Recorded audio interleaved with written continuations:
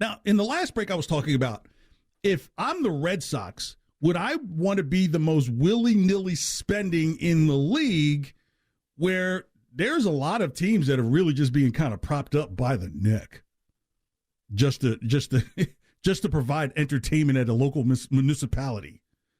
Catch up on those taxes on that referendum you got for that stadium 15, 20 years ago. Let me put this in perspective. According to Forbes, here's how you come up with the value of the team, right? The sport, the value that that team is to the sport itself, how much it matters to the market in its value, how much is the stadium or facilities at value, and then how valuable is the brand, okay? So Yankees are valued at $6 billion. To the sport, they're worth $1.4 billion. To the market of New York City, they're worth almost $2.8 billion, and their stadium is worth $1 billion, and their brand is worth about $850 million. Put those numbers all together, you get $6 billion. Okay? That makes sense, Joe? Yes. Okay, I figured that out. Took a little time, but I got it. Okay, so in rank, Yankees are 1, Dodgers 2, Red Sox 3. The Red Sox valuation, $3.9 billion. To the sport, their value is at $875 billion. So, yeah, they're behind the Yankees, but they're also behind the Cubs.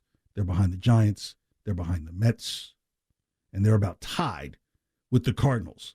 So, in terms of the sport of baseball, the Red Sox are just as valuable as the St. Louis Cardinals. This is going to blow your mind.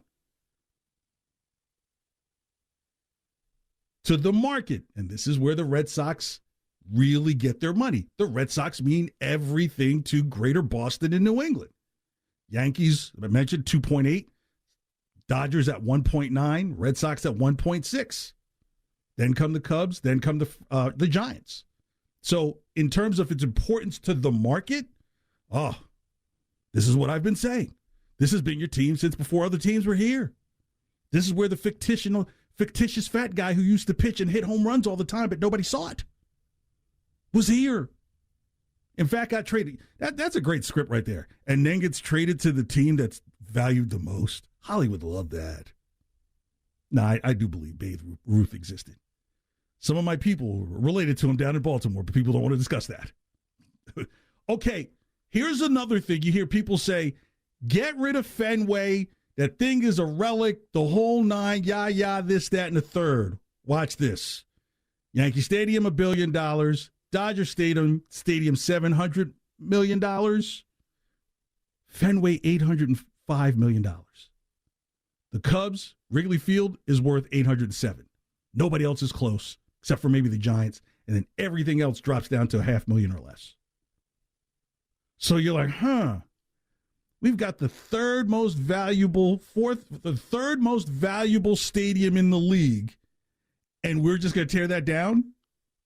I mean, you would think. Now, here's the thing. Stadium's paid for, right? I would think that Fenway's paid for at this point. And then the brand. I mentioned the Yankees at about $850 million. Dodgers at $600 million. Red Sox at $550 million. $550.